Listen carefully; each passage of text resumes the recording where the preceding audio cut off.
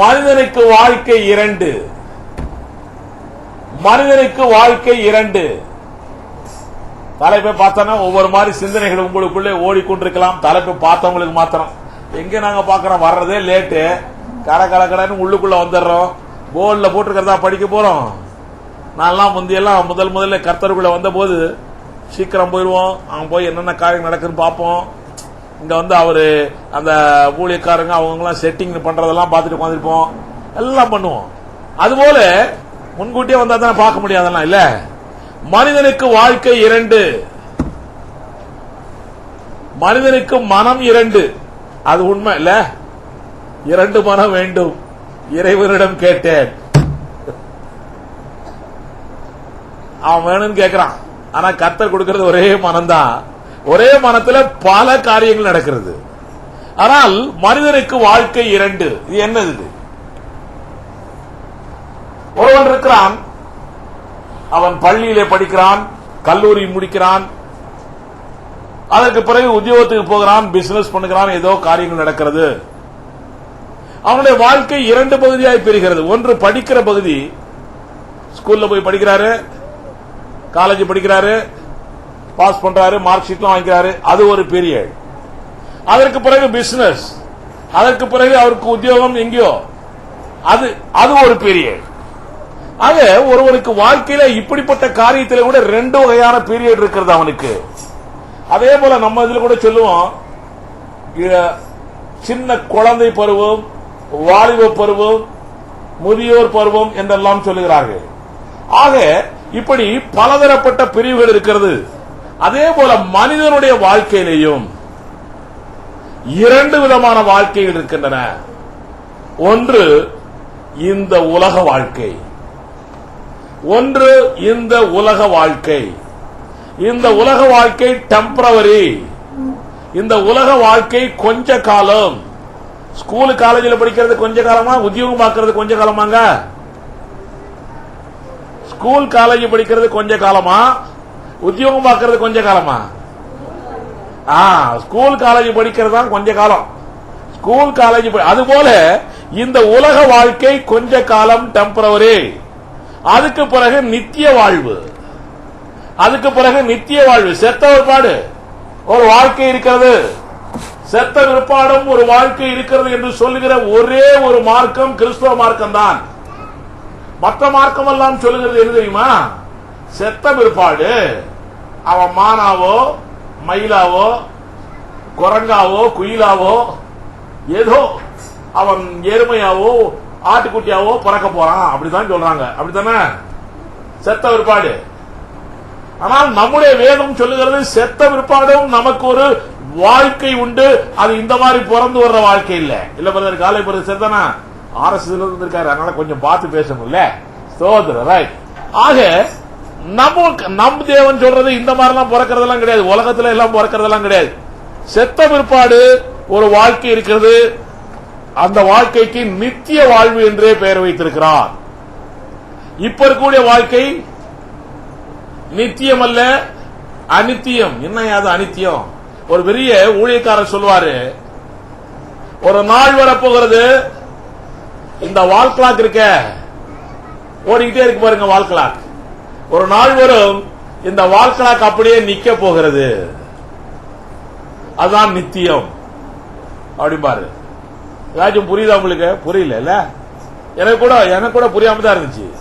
இப்போ இது டைம் சொல்லிட்டே இருக்குது, ஓடிட்டு இருக்குது. 12 மணி ஆகுதுப்பா, 11 மணி ஆகுது. 12 மணி சாப்பாடு வந்து கவலைப்படாதீங்க. 12 மணி ஆகுதுப்பா, 11 மணி ஆகுதுப்பான்னு சொல்லிட்டே இருக்கும். சொல்லிட்டே இருக்கு, நேரம் ஆயிட்டு இருக்கு, உனக்கு இவ்வளவுதான் டைம், இவ்வளவுதான் டைம், இவ்வளவுதான் டைம் சொல்லிட்டே இருக்கா? பர்த்டே கொண்டாடுறது எதுக்குன்னு நினைக்கிறீங்க? உனக்கு இவ்வளவுதான் டைம் முடிஞ்சிருச்சு, இத்தனை வருஷம் முடிஞ்சிருச்சு, இன்னும் கொஞ்ச நாள் தான், இன்னும் கொஞ்ச நாள் தான் சொல்லிட்டே இருக்குது. அதுக்குதான் பர்த்டே. அதனாலதான் மெழுகுவர்த்தி வச்சு ஊதுவான், தெரியுமா? ஊதுவான். எல்லாம் ஃபாரின்ல இருந்து, ஃபாரின் ஸ்டைல் தான் நம்ம எல்லாம் ஃபாலோ பண்றது. எல்லாம் மெழுகுவர்த்தியை வச்சு ஊதுவான். ஏன் ஊதுனா, ஊதிட்டாங்கன்னா அந்த வருஷம் எல்லாம் முடிஞ்சிருச்சான், அணைஞ்சு போச்சு. இனி புதிய வருஷம் உதித்திருக்கிறது. இனி புதிய வருஷத்துக்கு மெழுகுவர்த்தி வைக்கிறானா எவனாச்சும்? 70 மெழுகுவர்த்தி வைக்கிறானா 70 வருஷம் வரைக்கும் வாழ போறேன், 80 வரைக்கும் வாழ போறேன். இல்ல இல்ல, வாழ்ந்ததான் வைக்கிறான் மெழுகுவர்த்தி. அவனுக்கு வாழ்ந்ததுதான் தெரியும், அதைத்தான் ஊதுறான். ஆமென். அதுக்கு பிறகு வாழப்போகிறது உன் கையில் இல்லை, என் கையில் இல்லை, தேவனுடைய கையில் இருக்கிறது. ஆமென். தேவன் எத்தனை வருஷம் வச்சிருப்பார் நம்மள எல்லாரும்? நம்ம ஜட்டி கொஞ்சம் பெருசாயிடுச்சு. நீடித்த நாட்களால் திருப்தி ஆக்குவார். ஆமென். 96ஆம் சங்கீதம் 16ஆம் வசனம் மறக்க கூடாது. யார் எங்க போய் கேட்டாலும் சொல்ல விடுது. எவ்வளவு நாள் இருப்ப? காய்ச்சல் வந்துச்சு அவனுக்கு, நீ அவுட்டு தான் சொல்றான்னு வச்சுங்க. வைரஸ் ஃபீவர் வந்துச்சு, நீ அவுட்டு தான் சொல்றான்னு. ஓ, நான் அவுட்டே இல்லப்பா, நீடித்த நாட்களாய் வாழ போகிறேன். அப்படி நம்ம சொன்னோம்னா போதும், அன்னைக்கே வியாதி போயிடும். ஆமென். வியாதி எல்லாம் நம்ம என்ன சொல்றோம்னு கேட்டுட்டே இருக்குது. வியாதி எல்லாம் வியாதி பிசாசு. ஆமென். ரைட். இப்போ நித்திய வாழ்வு, அந்த வாழ்வு பெர்மனன்ட் வாழ்வு. அதுக்கப்புறம் வாழ்க்கையாக ஓடாது, அப்படியே நின்றோம். ஆமென். தெரியுமா, அந்த காலத்துல எல்லாம் சினிமாவில எல்லாம் எம்ஜிஆர் படத்துல எல்லாம் நாங்கெல்லாம் பாக்குறது, ஒரு ஆளை கொன்றுவான். கொன்ன ஒரு பாடி சிஐடியா இருப்பாரு. இவர் தான் சிஐடி, எல்லா சினிமாவிலும் இவர் தான் சிஐடி கண்டுபிடிக்கிற ஒருவர். எப்படி போய் கண்டுபிடிக்கிறாரு அப்படின்னா, அந்த வீடெல்லாம் போய் ஆராய்ச்சி பண்ணி பார்ப்பாங்க. வால் கிளாக்கு 11 மணில அப்படியே நிக்கும். பாத்திரிக்கையில அதெல்லாம் கதை ஞாபகம் இப்பதான் வருது எல்லாருக்கும். இல்ல ஏன்னு அந்த வால் கிளாக் நேரா சுட்டுருக்கிறான், நின்றுச்சு வால் கிளாக்கு உடனே. அப்ப இந்த சாவு 11 மணிக்கு வந்திருக்குது குறிச்சுக்கிறார் எம்ஜிஆர். அவர் பெரிய அறிவாளி மாதிரி. ரைட். 11 மணிக்கு தான் நின்றுருக்கு, 11 மணிக்கு தான் இங்க கொலை நடந்திருக்கு. ரைட். 11 மணிக்கு யாரெல்லாம் வந்தா இங்க, அப்படி எல்லாம் கால்குலேஷன் அப்படி எல்லாம் பண்ணிட்டு இருக்காங்க. அது போல ஒரு நாள் வரும், எல்லா டைமிங் எல்லாம் நின்று போகும், எல்லாம் நின்றோம். அதுக்கப்புறம் இரவு இல்லை, பகல் இல்லை, ஒண்ணு இல்லை, நித்தியம் நித்தியமாய் அது எப்படி இருக்க போதோ தெரியல. ஹல்லேலூயா. இரவு இல்லை, பகல் இல்லைன்னு எப்படி இருக்கும்பா தெரியல. அப்படிப்பட்ட ஒரு காலம் வரப்போகிறது, அது நித்திய வாழ்க்கை. ஆக இங்க ஒரு வாழ்க்கை இருக்கிறது, உலக வாழ்க்கை, இது டெம்பரவரி. இன்னொரு வாழ்க்கை இருக்கிறது, அது பெர்மனன்ட், நித்திய வாழ்க்கை. இது டெம்பரவரி வாழ்க்கைன்னு உடனே, இந்த உலக வாழ்க்கை டெம்பரரி வாழ்க்கைன்னு சொன்ன உடனே நிறைய பேரு இந்த உலக வாழ்க்கையை அலட்சியப்படுத்துகிறார்கள். அதிலும் விசேஷமாய் ஊழியக்காரர்கள், அதிலும் விசேஷமாய் ஒரு சில கிறிஸ்தவ சபையார் இந்த உலக வாழ்க்கை டெம்பரரி வாழ்க்கை தானே, கொஞ்ச நாளைக்கு தான் இருக்க போகுது. அதனால இவங்க என்ன நினைக்கிறாங்க, இதெல்லாம் ஒரு வாழ்க்கையா, இதெல்லாம் ஒரு வாழ்க்கையா, இந்த வாழ்க்கைக்கு இம்பார்ட்டன்ஸ் கொடுக்கணுமா அப்படின்னு சொல்லி இந்த வாழ்க்கையை அலட்சியப்படுத்துகிறார்கள். இந்த வாழ்க்கையை துச்சமாய் நினைக்கிறார்கள். உங்களுக்கு நான் ஒன்று சொல்லுகிறேன், இந்த வாழ்க்கை சரியில்லை என்றால் அந்த வாழ்க்கை உனக்கு இல்லை. இந்த வாழ்க்கை தான் உனக்கு பேசிக். இந்த வாழ்க்கை சரியில்லை என்றால் அந்த வாழ்க்கையும் சரியா இருக்காது. அதனால இந்த வாழ்க்கை மிக மிக முக்கியமான வாழ்க்கை. உலக வாழ்க்கை டெம்பரரி வாழ்க்கையா இருந்தாலும் இந்த வாழ்க்கை மிகவும் முக்கியமான வாழ்க்கை. உங்களுக்கு தெரியுமா, நான் சொல்றேன், ஸ்கூல் படிப்பு, காலேஜ் படிப்பு இது ஒழுங்கா இல்லைன்னா அடுத்த வாழ்க்கை ஒண்ணுமில்லாம போகும். ஆமென். இது ரொம்ப பேசிக் தெரியுமா உங்களுக்கு. நான்லாம் படிக்கும் போதெல்லாம் எனக்கு ஒன்னும் தெரியாது. கிராமத்துல இருந்து வந்தவன், ஏபிசிடி தான் தெரியும், அப்படியே கொஞ்சம் படிச்சோமா. அதுக்கப்புறம் இந்த சயின்ஸ் இன்ஸ் அது இதெல்லாம் ஹிஸ்டரி ஜியோகிராபி என்னமோ சொல்லி கொடுப்பாங்க, ஒன்னும் புரியாது, ஒன்னும் புரியாது. ஒரு மாதிரி சயின்ஸ் எல்லாம் புரியாது ஒன்னும். சரி என்னடா செய்யறது, கணக்கும் புரியாது. சரி என்னடா செய்யறதுன்னு சொல்லி மனப்பாடம், கம்ப்ளீட் மனப்பாடம் தான். எல்லாம் மனப்பாடம் பண்ணி மார்க் வாங்கிறது. நிறைய மார்க். எத்தனை மார்க்? 100க்கு 95, 98 இப்படித்தான் மார்க். ஆனா பெரிய அறிவாளி நினைப்பு. அறிவாளி கிடையாது, ஒண்ணும் கிடையாது, மனப்பாட பேர் இவரு. இப்படித்தான் நாங்கெல்லாம் படிச்சுட்டு வந்தோம். இந்த காலத்துல பாருங்க, காலேஜுக்கு போற பசங்க எல்லாம் ஜாலியா இருக்கிறான், ஊர் சுத்துறான், எல்லாம் பண்றான். பரீட்சைக்கு முன்னால 2 நாளைக்கு முன்னாலதான் படிக்கிறான், படிச்சு நிறைய மார்க் வாங்கிடுறான். அதுக்கப்புறம் அவனுக்கு technical knowledge, medical knowledge, scientific knowledge அவனுக்கு எந்த அளவுக்கு இருக்கு தெரியுமா இந்த காலத்து பிள்ளைகளுக்கெல்லாம். நம்ம மனப்பாடம் பண்ணி நமக்கு ஒன்னும் புரியல. டீச்சர் அம்மா சிரிக்கிறாங்க, ஏன்னா அவங்களும் என்னை மாதிரி தான் மனப்பாடம் பண்ணிட்டு வந்துட்டாங்க போல தெரியுது. சரி, ஆனா இந்த காலத்து பிள்ளைகள்லாம் அப்படி இல்லை. அதனால அந்த பள்ளி வாழ்க்கை, கல்லூரி வாழ்க்கை அதான் பேசிக் நமக்கு, ஆரம்ப படிப்பு. அதனாலதான் பெருந்தலைவர் காமராஜர் 5 வயது முடிஞ்சாவே உடனே சர்ச்சுக்கு இதுக்கு ஸ்கூலுக்கு அனுப்பணும் சொல்லி சட்டம் போட்டார். இன்றைக்கு ஒரு இது வரப்போது, இன்னைக்கு பார்லிமெண்ட்ல பேசியிருக்கிறாங்க, பள்ளிக்கூடத்துக்கு போகாத வீட்டில் உள்ள அப்பா அம்மாவெல்லாம் ஜெயில பிடிச்சு போட போறாங்களாம். அப்படி ஒரு சட்டம் கொண்டு வரலாம் சொல்லி மனித வள மேம்பாடுத்துறை அமைச்சரா, என்ன அமைச்சர், மனிதவள மேம்பாட்டுத்துறை அமைச்சர் சொல்லியிருக்கிறார். அதனால யார் யாரே 5 வயசுக்கு மேற்பட்ட பிள்ளைகள் ஸ்கூலுக்கு அனுப்பாம இருக்கிறாங்களோ, ஸ்கூலுக்கு போகடாம வீட்டிலே இருங்க, எங்கேயாச்சும் வேலைக்கு போகணும்னு சொன்னா அவங்களெல்லாம் பிடிச்சி ஜெயில போட்டுவானா. தொல்லை பிடிச்ச வரை ஒழுங்கா இப்பவே ஸ்கூல்ல சேர்த்திருங்க. ஆமா, ஆக படிப்பு ரொம்ப முக்கியம், படிப்பு ரொம்ப முக்கியம். ரைட், அதுக்கு அதுதான் பேசிக். அதை வச்சுதான் நெக்ஸ்ட் லைஃப் அவனுக்கு. அதே போல நமக்கு நித்திய வாழ்வு இருக்கிறது. நித்திய வாழ்வு எப்படி இருக்குங்கிறது அப்புறம் நான் சொல்றேன். இந்த வாழ்வு எப்படி இருக்குன்னு நமக்கு தெரியும், சொல்லி தெரிய வேண்டியதில்லை. இந்த டெம்பரரி லைஃப் எப்படி இருக்கிறதோ இதை வைத்துதான் நித்திய வாழ்வு. இந்த டெம்பரரி லைஃப் இது டெம்பரரிங்கிறதுனால இதை அலட்சியப்படுத்தக்கூடாது. இந்த டெம்பரரி உலக வாழ்க்கையை கொடுத்தது யாரு? இந்த உலக வாழ்க்கையை கொடுத்தது யாரு? ஆண்டவராகிய இயேசு கிறிஸ்து. ஆமென். இந்த உலகத்தை உன்னையும் என்னையும் உருவாக்கிய தேவன். இந்த உலகத்திலே ஆணும் பெண்ணுமாய் படைத்தவர் தேவன். உலகத்திலே குடும்பமும் கோத்திரமுமாய் வாழ வேண்டும் என்று நிர்ணயித்தவர் நம் தேவன். உலகத்திலே பிள்ளை குட்டிகளோடு வாழ வேண்டும், பக்தி உள்ள சந்ததியை பெருக்க வேண்டும் என்று உருவாக்கியவர் நீயும் நானும் ஆராதிக்கிற தேவன். இந்த தேவன் உலக வாழ்க்கையை முக்கியப்படுத்தி இருக்கிறார். உலக வாழ்க்கையெல்லாம் ஒன்னும் சரியில்லைன்னு சொல்லிட்டு உலக வாழ்க்கையை ஒரு மாதிரி உதாசீன பண்ணுகிறவன் கிறிஸ்தவனே அல்ல. உலக வாழ்க்கை ஒரு முக்கியமான வாழ்க்கை. இந்த உலக வாழ்க்கை தேவையில்லை என்று சொன்னால் தேவன் ஏதேன் தோட்டத்தை உருவாக்கி இருக்க தேவையில்லை. உலக வாழ்க்கை தேவையில்லை என்று சொன்னால் தேவன் ஆதாமையும் ஏவாளையும் உருவாக்கி இருக்க தேவையில்லை. உலக வாழ்க்கை மிகவும் முக்கியமான வாழ்க்கை. இந்த வாழ்க்கையை தான் தேவன் நமக்கு கொடுத்திருக்கிறார். ஆதியாகமம் 1ஆம் அதிகாரம் 28ஆம் வசனத்தில் வாசியுங்கள். ஆதியாகமம் 1:28. சீக்கிரம்.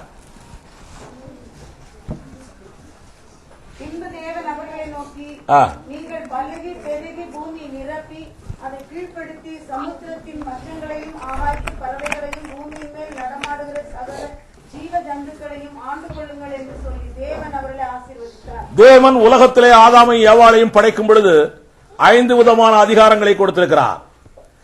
பலுகி பெருகி பூமியை நிரப்பி இந்த பூமியை கீழ்ப்படுத்தி இந்த பூமியை ஆண்டு கொள்ளுங்கள். ஆள பிறந்தவன் நீயும் நானும். ஆம்பளைக்கு தான் கொடுத்தாரா, பொம்பளை கொடுக்கலையா? ஒருத்தர் எழுதியிருக்காரு எனக்கு லெட்டரு. பெண்கள்லாம் முன்ன லாய்க்கல, பெண்களை போய் பாஸ் ஆக்கிருக்கிறியா நீ? பயங்கரமா லெட்டர் மேல லெட்டர் ஆகிட்டு இருக்காரு ஒரு பாவம். ரைட். ஆனா இது ஆணுக்கு கொடுத்ததா பெண்ணுக்கு கொடுத்ததாமா? 2 பேருக்கும். நீங்கள் தானே போட்டிருக்க, நீங்கள் 2 பேரும். அப்ப 2 பேருக்கு ஈக்குவாலிட்டி கொடுத்தாரு தேவன் ஆரம்பத்திலேயே. அவன் பாவம் செஞ்ச பிற்பாடு தான் டவுன் ஆயிட்டான். ஆமென். பாவம் செஞ்ச பிற்பாடு தான் பெண்ணு கொஞ்சம் டவுன் ஆயிட்டாங்க. ஆமென், கொஞ்சம் டவுன் ஆயிட்டாங்க. அதுக்கப்புறம் இயேசு கிறிஸ்து வந்து 2 பேர்த்தையும் ஈக்குவல் ஆக்கிட்டாரு. அவர் இதை நீங்க சொல்லணும் எல்லாருக்கிட்டையும். பாவம் செஞ்ச உடனே பெண்ணு டவுன் ஆயிட்டாங்க. இயேசு கிறிஸ்து வந்த உடனே 2 பேர்த்தையும் ஈக்குவல் ஆக்கிட்டாரு. ஆமென். சரி, கர்த்தருடைய பிள்ளைகளை உங்களுக்கு நான் சொல்லுகிறேன், தேவன் 5 விதமான அதிகாரங்களை இந்த வாழ்க்கையிலே தேவன் கொடுத்திருக்கிறார். ஆசீர்வாதங்களை இந்த வாழ்க்கையிலே கொடுத்திருக்கிறார். ஆசீர்வாதங்களை இந்த வாழ்க்கையிலே கொடுத்திருக்கிறாரா? இந்த ஆசீர்வாதங்களை கொடுப்பதற்காகவே இயேசு கிறிஸ்து மனிதனாய் பிறந்தார். இந்த ஆசீர்வாதங்களை இந்த உலகத்திலே நாம் பெற்றுக்கொள்ள வேண்டும் என்பதற்காகவே சிலுவையில் மரித்தார். ஆக இயேசு கிறிஸ்துடைய முதலாம் வருகையே இந்த வாழ்க்கை டெம்பரரி வாழ்க்கைன்னு சொல்லிட்டு இருக்கிற மனித வாழ்க்கை, இந்த வாழ்க்கை ஆசீர்வாதமாய் வாழ வேண்டும் என்பதே தேவனுடைய முதலாம் வருகை. ஆமென். முதலாம் வருகை எதுக்குங்க? இயேசு கிறிஸ்து பிறந்த உடனே தேவதூதர்கள் சொன்ன வார்த்தை என்ன? தேவதூதர்கள் என்ன சொன்னாங்க?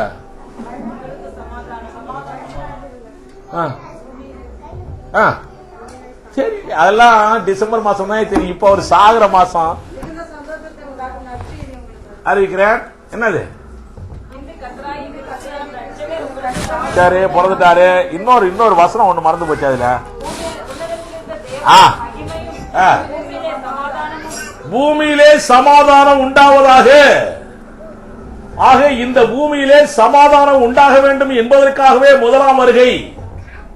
ஆக இந்த பூமியில நம்ம சந்தோஷமாய் சமாதானமாய் சௌக்கியமாய் வாழ வேண்டும் என்பது தேவனுடைய சித்தம். ஆக இந்த பூமியிலே நல்ல வாழ்க்கை வாழ வேண்டும் என்பது தேவனுடைய இஷ்டம். அதுக்காகத்தான் அவர் மரித்தார், உயிர் தெழுந்தார், ஜீவிக்கிறார், வரப்போகிறார் மறுபடியும். ஆமென். அதனால நிறைய பேர் என்ன நினைக்கிறாங்க, இந்த பூமி வாழ்க்கை இவ்வளவுதான், ஒண்ணுமில்லை, அதனால இத பத்தி நம்ம கவலைப்படக்கூடாது, எக்கடாச்சும் போட்டோம், நம்ம நித்திய வாழ்வுக்காய் உட்கார்ந்து இருக்கலாம்னு அவங்களுடைய ஐடியாக்கள் நிறைய பேர். இந்த உலகத்து ஆசீர்வாதங்கள் வேண்டாம் என்று கூட நினைக்கிறார்கள் நிறைய பேர். இந்த உலகத்து ஆசீர்வாதம் வேண்டாம் என்று நீ நினைத்தால் நீ தேவனுக்கு விரோதியாய் மாறிக்கொள்கிறாய். சரிதானா? தேவனுடைய ஆசீர்வாதம் வேண்டாம் என்று சொல்லுகிறவர்கள் யாராயிருந்தாலும் சரி, அவர்கள் தேவனுக்கு விரோதியாய் இருக்கிறார்கள்.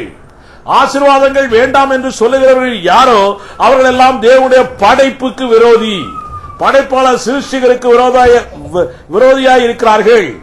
உலக ஆசீர்வாதம் நமக்கு நிச்சயம் வேண்டும்.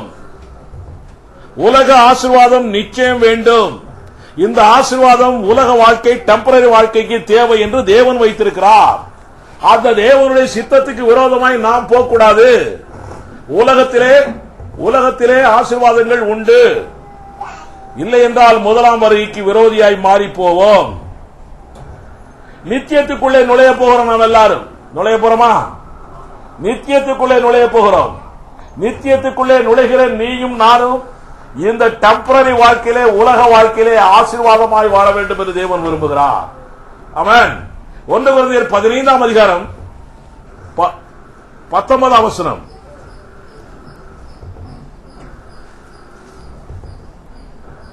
இம்மைக்காக மாத்திரம் நாம் கிறிஸ்துவின் மேல் நம்பிக்கை உள்ளவர்களாய் இருந்தால் எல்லா மனுஷரை பார்க்கிலும் பரிதபிக்கப்பட்டவர்களாய் இருப்போம். இம்மைக்காக மாத்திரம் வாழ்றதில்லை. சில சர்ச்சில் உலக ஆசீர்வாதத்துக்கு மாத்திரம் சொல்லிட்டு இருப்பாங்க. சில சர்ச்சில் இந்த டெம்பரரி லைஃப் முடிச்சுட்டு இன்னொரு வாழ்க்கை இருக்க, நித்திய வாழ்க்கை, அதுக்காக மாத்திரம் பிரசங்கம் பண்ணிட்டு இருப்பான் நிறைய பேர். ஒரு சர்ச்சில் இந்த வாழ்க்கையிலே ஆசீர்வாதத்துக்காகவே பிரசங்கம் பண்ணிட்டு இருக்கிறான். ஒரு சர்ச்சில் அந்த ஆசீர்வாதத்துக்காகவே பிரசங்கம் பண்ணிட்டு உட்காந்துக்கிறான். ரைட்டா? நம்ம சர்ச்சில் ரெண்டுமே உண்டு. அவன் இந்த டெம்பரரி வாழ்க்கையிலும் ஆசீர்வாதமா இருக்கணும், பெர்மனன்ட் வாழ்க்கையிலும் ஆசீர்வாதமா இருக்கணும். ரைட்டு தானா? சரி, ஆஃப் பண்ணி போட்டுருங்க, பரவாயில்ல, அப்புறம் பார்த்துக்கலாம், விடுங்க. ஏதாச்சும் ஆயிர போகுது. கரெக்டா வந்துருச்சு. ஸ்தோத்திரம். ரைட். சட்டசபை தொடர்ந்து நடந்துகிட்டு இருந்தா கரண்ட் கட்டு வராதுன்னு நினைக்கிறேன். புரியுதா நிறைய பேருக்கு? சட்டசபை முடிஞ்சிருச்சு, அதனால கரண்ட் தட்டுப்பாடு வந்துகிட்டு இருக்கோ என்னவோ நினைக்கிறேன். ரைட், பரவாயில்ல. இந்த வாழ்க்கை சாட்சி உள்ள வாழ்க்கையா இருக்கணும். நம்முடைய வாழ்க்கை ரெண்டு வாழ்க்கை சொன்ன பாத்தீங்களா? இந்த டெம்பரரி வாழ்க்கை எப்படி இருக்கணுமா? சாட்சி உள்ள வாழ்க்கை, நன்மை செய்கிற வாழ்க்கையா இருக்கணும். நன்மை செய்யணுமா? நன்மை செய்ய அறிந்திருந்தும் நீ செய்யாமல் போனால்,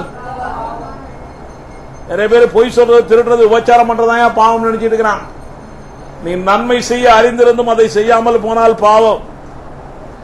தேவன் சொல்றாரு, விளக்கம் சொல்றாரு. ஒரு ஆள் வர்றான்னு வச்சுங்க, எவனோ ஒருத்தன் ஒரு ஆள் வர்றான், அவனை இன்னைக்கு கொஞ்சம் 1 மைல் தூரம் கூட்டி போடான்னு சொன்னா எத்தனை மைல் கூட தூரம் போகணுமா? 2 மைல் தூரம் நடந்து போகணுமா? வணக்கம், நான் செய்ய மாட்டேன் பாயா அப்படி சொன்னீங்கன்னா அது பாவம். தெரியுமா? நல்ல சமாரியன் கதை படிச்சீங்களா? நல்ல சமாரியன் கதை. எவனோ ஒருத்தன் இஸ்ரவேலன் தான் அடிபட்டு கிடக்கிறான். அப்படித்தானா? இஸ்ரவேலன் தான் அடிபட்டு கிடக்கிறான். பாஸ்டர் வர்றாரு, பார்க்காம போயிட்டாரு. பிஷப் வர்றாரு, பார்க்காம போயிட்டாரு. புறஜாதிக்காரன் ஒருத்தன் வர்றான், சமாரியன் ஒருத்தன், அவன் வந்து பார்த்து தூக்கி எடுத்துக்கிட்டு போறான். இந்த நல்ல சமாரியன் இயேசு. ஆமென். ஆக நன்மை செய்ய அறிந்திருந்தும் அதை செய்யாமல் போனால் அது பாவம். நிறைய பேருக்கு அப்படித்தான். இல்ல, நம்ம முதல்ல நம்ம சர்ச்சில் உள்ளவங்களுக்கு உதவி செய்யுங்க. முதல்ல யாருக்கு? சர்ச்சில் உள்ளவங்களுக்கு உதவி செய்யுங்க. முதல்ல மார்த்தாளுக்கு உதவி செய்யணுமா? எனக்கு உதவி செய்யணுமா? எனக்கு உதவி செய்யுங்க. மார்த்தாளுக்கு உதவி செய்யுங்க.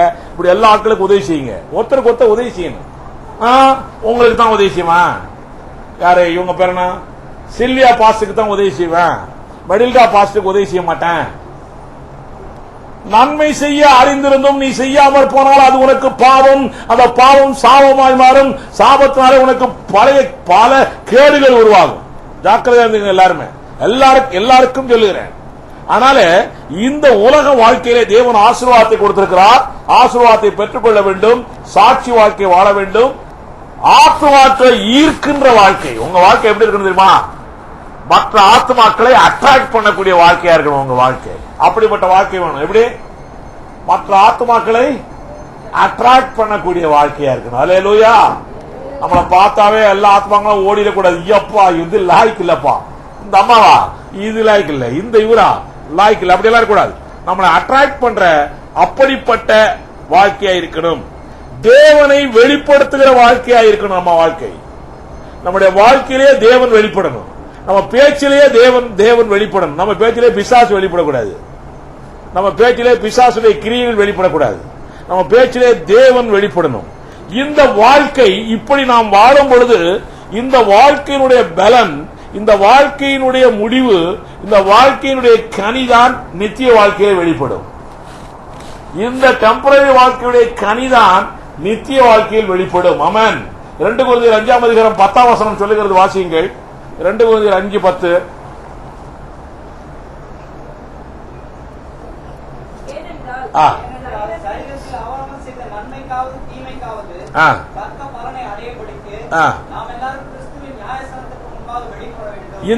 இந்த டெம்பரரி வாழ்க்கை, சரீர வாழ்க்கை, இதிலே நாம் செய்கிற நன்மைக்காக தீமைக்காக அங்க போய் நிக்கணும் நியாயத்தீர்ப்புல. நித்திய வாழ்க்கை அதன் அடிப்படையில் தான் நடக்க போகிறது. ஆக இந்த வாழ்க்கை ரொம்ப முக்கியம். இந்த வாழ்க்கையை யாராச்சும் அலட்சியப்படுத்தினீங்கன்னா நரகத்துக்கு தான் போவீங்க. இந்த வாழ்க்கை தேவையில்லை என்று சொன்னீர்கள் என்றால் நரகத்துக்கு தான் போவோம். இந்த வாழ்க்கை தேவை. இந்த வாழ்க்கை தேவன் கொடுத்த வாழ்க்கை. இந்த வாழ்க்கை சாட்சி உள்ள வாழ்க்கையா இருக்கணும். இந்த வாழ்க்கை ஆத்மாக்களை ஈர்க்கின்ற வாழ்க்கையா இருக்கணும். இந்த வாழ்க்கையிலே தேவனை வெளிப்படுத்துகிற வாழ்க்கையா இருக்கணும். இந்த வாழ்க்கையிலே ஆசீர்வாதம் நிறைந்திருக்கணும். இந்த வாழ்க்கையிலே ஆசீர்வாதம் நிறைந்திருக்கணும். நம்மளை பார்த்தோன்னே ஈசாக்க பத்தி பார்த்து என்ன சொன்னா, அமலேக்கியன்.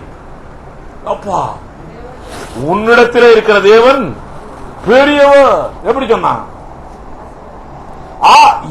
ஈசாக்கு வந்த ஆசீர்வாதங்களை பார்த்து பார்த்து அமலேக்கியன் அசந்து போய்விட்டான். ஆமென். அமலேக்கியனும் கிணறு வெட்டுறான், ஈசாக்கும் வெட்டுறாரு. ஈசாக்கு வெட்டினா தண்ணி வருது, அமலேக்கியன் வெட்டினா தண்ணி வர மாட்டேங்குது. ஆமென். நம் தேவன் பெரியவர். ஹல்லேலூயா. அப்போ நமக்கு வரக்கூடிய ஆசீர்வாதங்களை பார்த்து பார்த்து பார்த்து பக்கத்து வீட்டுக்காரங்க, ஊர்ல உள்ளவங்க, ஃப்ரெண்ட்ஸ், நண்பர்கள் எல்லாரும் பார்த்து ஆச்சரியப்படணும், நமக்குள் இருக்கிறவர் பெரியவர் என்று. இப்படி தேவனை வெளிப்படுத்துகிற வாழ்க்கை இந்த வாழ்க்கை. இந்த வாழ்க்கை முக்கியமான வாழ்க்கை. இதுதான் ஸ்கூலு காலேஜ் படிக்கிற வாழ்க்கை. ஆமென். இந்த வாழ்க்கையில வெரி குட் வாழ்க்கை நமக்கு தேவை. வேதத்திலே 2 ஆட்களை பற்றி, 2 வாழ்க்கையை பற்றி படிக்க போறோம். அதான் வேதமான படிச்சோம் இன்னைக்கு. அதை பத்தி நான் உங்களுக்கு சொல்ல போகிறேன். 2 வாழ்க்கையை பற்றி, 2 ஆட்களை பற்றி இந்த தினத்தில் உங்களுக்கு நான் சொல்ல போகிறேன். 2 பேரு. ஒரு ஆளு லாசரு, இன்னொரு ஆளு ஐஸ்வர்யவான். ஆனா போயா எங்களுக்கு இந்த கதையெல்லாம் தெரியும். நாங்க எப்ப கிறிஸ்தவங்களமோ அப்ப இருந்தே எங்களுக்கு தெரியுமே. நீங்கள் தெரிய வேண்டிய அளவுக்கு தெரிந்து கொள்ளவில்லை என்பதனாலே கர்த்தர் இன்றைக்கு உங்களுக்கு தெரியப்படுத்துகிறார். நீங்கள் தெரிய வேண்டிய அளவுக்கு தெரியவில்லை, அதனாலே கர்த்தர் உங்களுக்கு தெரியப்படுத்த வேண்டும் என்று விரும்புகிறார். ஆமென். இப்போ லாசரு ஒரு ஆளு, ஐஸ்வர்யவான் ஒரு ஆளு, 2 ஆளு. 2 வாழ்க்கை. உலக வாழ்க்கை ஒன்று இருக்கிறது, நித்திய வாழ்க்கை ஒன்று இருக்கிறது. சரி, முதல்ல ஒவ்வொரு ஆளா பார்க்கலாமா? ஒவ்வொரு ஆளா பார்க்கலாமா? சாப்பாடு வரும், கவலைப்படாங்க. ஒவ்வொரு ஆளா பார்க்கலாம். ஹோலி கம்யூனியன் இருக்கு, எல்லாம் உண்டு. ஸ்தோத்திரம். ரைட். முதல் ஆளு லாசரு. இவன் தரித்திரன். இவன் எப்படிப்பட்டவன்? தரித்திரன். இவன் பருக்கள் நிறைந்தவன், நாய்கள் நக்கிற்று. நினைச்சு பார்க்கவே கஷ்டமா இல்ல? ஒரு ஆளுங்க உலகத்தில் இருந்தவன் நல்ல மனுஷன். நல்ல மனுஷன். பொய் சொல்லல, திருடல, அடுத்தவங்களை அடிக்கல, கொலை செய்யல, விபச்சாரம், வேசித்தனம் பண்ணல, ஒண்ணும் பண்ணல. நல்ல மனுஷன்.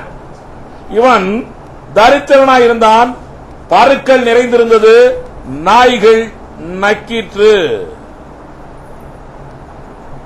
ஆனாலும் மரித்த விற்பாடு இவன் எங்கே போனான்? மரித்த விற்பாடு எங்க போனான்? மரித்த விற்பாடு நித்திய வாழ்வு, வெரி குட் வாழ்வு கிடைத்திருக்கிறது அவனுக்கு. சரிதானா? வெரி குட் வாழ்வு, பரலோக வாழ்வு, பரதேசி வாழ்வு கிடைத்திருக்கிறது அவனுக்கு. ஆமென். ஆக மரித்த விற்பாடு பரதேசி வாழ்வு. அதனால இதை பார்த்தோம். நிறைய பேருடைய பிரசங்கம், உங்களுடைய பிரசங்கம் நீங்க கூட கேட்டிருக்கலாம். ஆனால் இந்த பூலோகத்தில் வியாதியா இருந்தாலும் பரவாயில்ல, இந்த பூலோகத்தில் தரித்திரனா இருந்தாலும் பரவாயில்லை, லாசரு போல பரலோகத்தில் போய் நித்தியத்திலே தேவனோடு இருக்கலாம். ஆனால் இங்க இருக்கக்கூடிய வியாதியை பத்தி கவலைப்படாத, இங்க இருக்கக்கூடிய வறுமையை பற்றி கவலைப்படாத, இப்படி எல்லாம் பிரசங்கிக்கிறவர்கள் ஏராளம் உண்டு. இதை பற்றி எல்லாம் கவலைப்படாது என்று சொல்லுகிறார்கள். இவர்கள் தேவனுடைய சித்தத்தை அறியாதவர்கள். இப்படி பிரசங்கிக்கிறவர்கள் தேவனுடைய சித்தத்தை அறியாதவர்கள். தேவனுடைய சித்தம் என்ன? நீயும் நானும் தரித்திரனா இருக்க வேண்டும் என்பது தேவனுடைய சித்தமா? 2 கொரிந்தியர் 8:9 என்ன சொல்லுகிறது? நம்முடைய கர்த்தராகிய இயேசு கிறிஸ்துவின் பெருமையை அறிந்திருக்கிறீர்களே, அவர் ஐஸ்வரியமுள்ளவராய் இருந்தும் நீங்கள் அவருடைய தரித்திரத்தினாலே ஐஸ்வரியவான்களாகும்படிக்கு உங்கள் நிமித்தம் தரித்திரரானாரே. ஏழையாய் இருக்கிற கிறிஸ்தவன் ஐஸ்வரியவானாய் மாற வேண்டும். கடனில் இருக்கிற கிறிஸ்தவன் கடனிலிருந்து விடுதலையாக வேண்டும். போன வாரம் நான் கொஞ்சம் ரூபாய் எல்லாம் செலவழிச்சிட்டேன். கடன் வாங்கி, கடன் தான் கார்டு இருக்கேன், நிறைய கார்டு, கிரெடிட் கார்டு இல்ல, கடன் வாங்கி செலவழிச்சிட்டேன். வீட்டில் உள்ளவங்களாம் இவ்வளவு கடன் வாங்குறாரு ஐயா, அவரு இவர் எப்படியா கட்டுவாரு? மர்மம் கூட திட்டுறாரு, எல்லாரும் திட்டுறாங்க. அதுதான் காவலே படுறதே. நான் சரி, கர்த்தர் நம்மோட இருக்கிறார். கர்த்தர் கடன் இல்லாமையே நம்மை நடத்துவார். சரிதானா? கடனை பத்தி கவலையே பட தேவையில்லை. அவ்வளவுதான் நினைச்சுட்டே இருந்தேன்னா 2-3 நாளைக்கு முன்னால டிபார்ட்மெண்ட்ல எங்களுக்கு பே அரியர்ஸ் வரப்போகுது. அல்லேலூயா, அல்லேலூயா. அதை கொண்டாந்து அவங்கள்ட்டே எடுத்து காட்டுறது. கை வரல, பணம் தான் கைக்கு. ஆனாலும் அந்த சிலிப்பெல்லாம் காட்டுறது. பாரு இவ்வளவு ரூபா வருது, பாரு இவ்வளவு ரூபா வருது, பாரு இவ்வளவு ரூபா வருது காட்டணும்னு அவங்களாம் ஆச்சரியமா பார்த்துட்டு இருக்கிறாங்க. பாருங்க, நல்லா பாருங்க. நான் கர்த்தரை நம்பி இருக்கிறேன், கடனில் விழுந்து போக மாட்டேன். ஆமென். ஆனா கவலையே படாதீங்க. நீங்க அதுக்காக கடன் வாங்கிட்டே இருக்கலாம், இங்க இருந்தாச்சும் வந்துகிட்டே இருக்கும் நினைக்கிறீங்கள, அப்படியெல்லாம் வேண்டாம். ரைட்டு. ஆனால் நியாயமாய் நேர்மையாய் காரியங்கள் நடக்கிறதை தேவன் அறிவார். ரைட் தானா? நியாயமாய் நேர்மையாய் தேவையாய் காரியங்கள் செய்கிறதை தேவன் அறிவார். முடிஞ்சது. அதனால காரியங்கள் நடக்கட்டும். ரைட். இப்போ தேவன் நம்மை ஐஸ்வர்யவானாய் மாற்ற வேண்டும் என்பது தேவனுடைய சித்தமாய் இருக்கிறது. ரைட். வாதை உன் கூடாரத்தை அணுகாது, பொல்லாப்பு உனக்கு நேரிடாது, இயேசுவின் தழும்படினால் சுகமானேன். ரைட்டா? ஆக தேவன் நாம் எல்லாரும் வியாதியாய் இருக்கக்கூடாது என்பது தேவ சித்தம். அப்ப நீ நானும் வியாதியாய் இருக்கக்கூடாது, நீ நானும் தரித்திரனாய் இருக்கக்கூடாது என்பது தேவ சித்தம். இந்த தேவ சித்தத்துக்கு உட்பட்டு லாசரு இந்த உலகத்திலே வாழவில்லை. 2 வாழ்க்கை. ஒரு வாழ்க்கையில தேவ சித்தத்துக்கு உட்பட்டு லாசரு வாழவில்லை. நம்முடைய விசுவாசத்தின் தகப்பன் ஆபிரகாம், இவன் என்றைக்காவது தரித்திரனாய் இருந்தானா? நம்முடைய விசுவாசத்தின் தகப்பன் ஆபிரகாம் என்றைக்காவது தரித்திரனாய் இருந்தார் என்று சொல்லி எழுதப்பட்டிருக்கிறதா? பஞ்சம் வந்தது. அவன் இருந்த கானான் ஊர்ல கானான் தேசத்துக்கு கொண்டு போறேன்னு சொன்னார்ல, அதுக்கு முன்னாலே போயிட்டார் அவரு.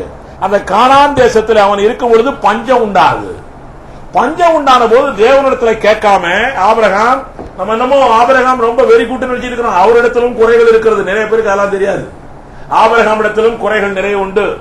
அவன் தேவன்கிட்ட கேட்காம ஆட்டோமேட்டிக்கா பஞ்சம் இல்லாத புறஜாதிகள் வாழ்கிற எகிப்து தேசத்துக்கு மனைவியோடு போய்விட்டான். யாரு? ஆபிரகாம். அங்க போனதுனால சிக்கல் வந்துச்சு, தெரியுமா உங்களுக்கு? ரைட். அந்த சிக்கல் சொல்ல தேவையில்லை, எல்லா ஆட்களுக்கும் தெரியும். ஆனால் அவன் பையன் இருக்கிறான் ஈசாக்கு, அவன் எப்படி தெரியுமா? அவன் வாழ்ந்த பொழுதும் பஞ்சம் வந்தது, ஆனால் அவன் எகிப்துக்கு போகவில்லை. வசனம் திட்டம் தெளிவுமாய் சொல்லுகிறது. உங்க அப்பா மாதிரி நீ எகிப்துக்கு போகாமல் இங்கேயே இருந்தாய். தேவனே சொல்லுகிறார், இங்கே இருந்தான். பஞ்ச காலத்திலே விதைத்தான், 100 மடங்கு அறுவடையை பெற்றுக் கொண்டான். அல்லேலூயா.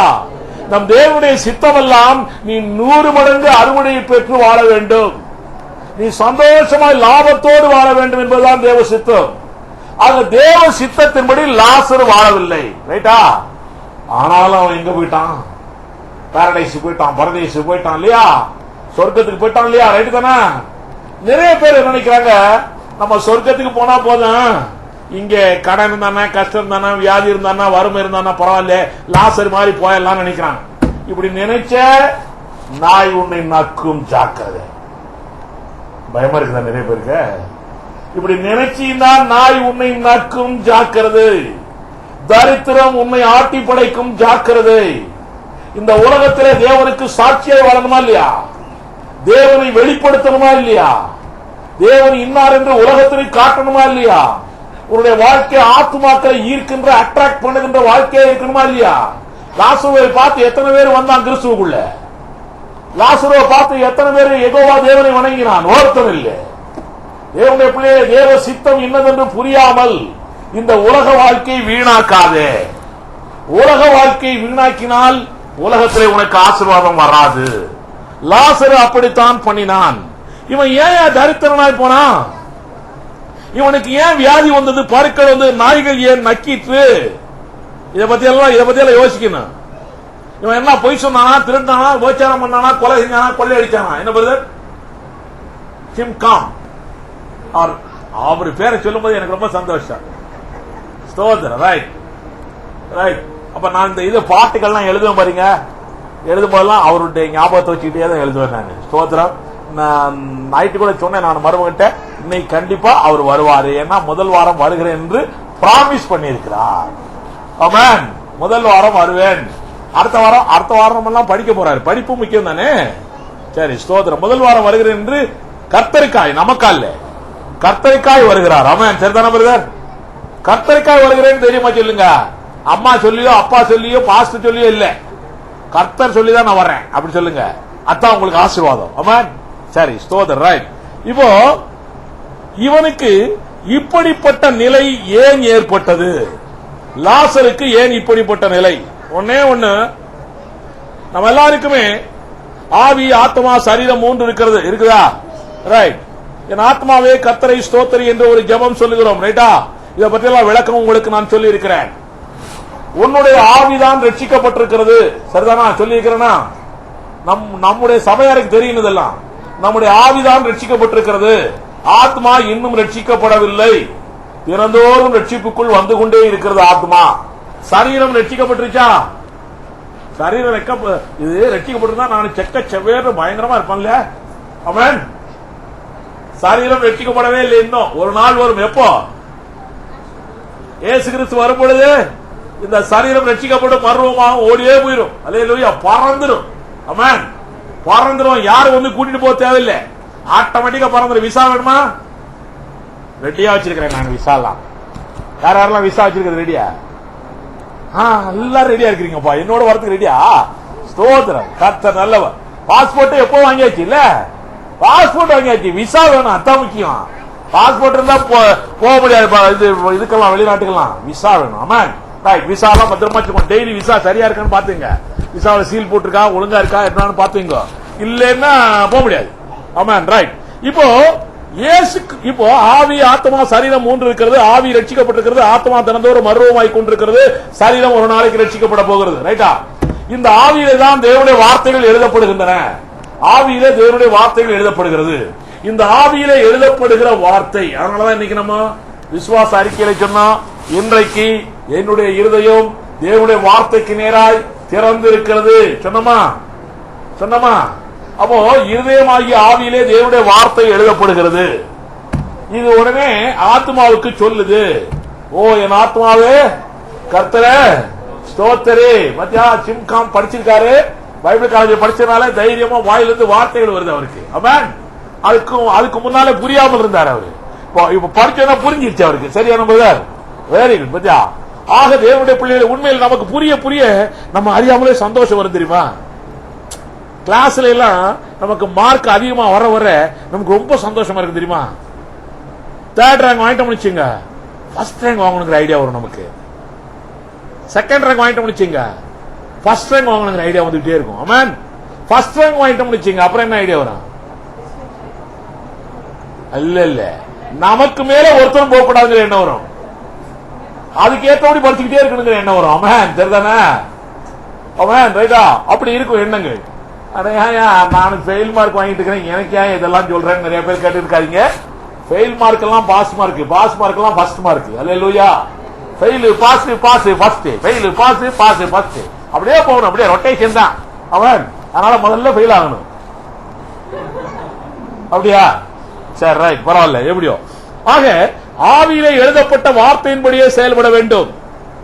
இந்த லாசருக்கு அவனுடைய ஆவியிலே வாதை உன் கூடாரத்தை அணுகாது, பொல்லாப்பு உனக்கு நேரிடாது என்ற ஒரு வார்த்தை எழுதப்பட்டிருந்தால் இந்த வியாதியிலிருந்து விடுதலை அடைய வேண்டும் என்ற ஒரு எண்ணம் அவனுக்கு உண்டாயிருக்குமா, உண்டாயிருக்காதா? வியாதியிலிருந்து விடுதலை அடைய வேண்டும் என்ற ஒரு எண்ணம் அவனுக்கு வரல. நிறைய தேவனுடைய பிள்ளைகள் வியாதியிலிருந்து விடுதலை அடைய வேண்டும் என்ற ஒரு எண்ணம் இல்லாம மரித்தே போகிறார்கள். ஒரு பெரிய ஊழியக்காரர் இருந்தார், ஜஸ்டின் பிரபாகரன் என்று சொல்லி, பெரிய பெரிய ஊழியக்காரர், விசுவாசத்தை தமிழ்நாட்டிலே விதைத்த ஒரு பெரிய தீர்க்கதரிசி. அந்த ஆளுக்கு பிரெயின் டியூமர் வந்துருச்சு. பிரெயின் டியூமர் வந்தோடனே ஹாஸ்பிட்டல்ல போய் ட்ரீட்மெண்ட் எடுக்க வேண்டும் என்று அவரு ஒரு டாக்டர், அவருடைய மனைவி ஒரு டாக்டர், எம்பிபிஎஸ் டாக்டர். ஆனாலும் ஹாஸ்பிட்டல்ல போய் ட்ரீட்மெண்ட் எடுக்கணும் தான் இருந்தாங்க. அவங்களுடைய சிஸ்டர் டெல்லியில இருந்து வந்தாங்க, சிபிஎம் சிஸ்டர். அப்படி அவங்க எல்லாம் வந்தாங்க, சிபிஎம் எல்லாம் இது ஆஸ்பத்திரிக்கு போகக்கூடாதுன்னு சொல்லிடுவாங்க இல்லையா? அதனால ஆஸ்பத்திரிக்கு போல ஒன்னும் போல ரூம்குள்ளே 3 நாள் இருந்தாங்க. 3ஆவது நாள் செத்து விட்டார்.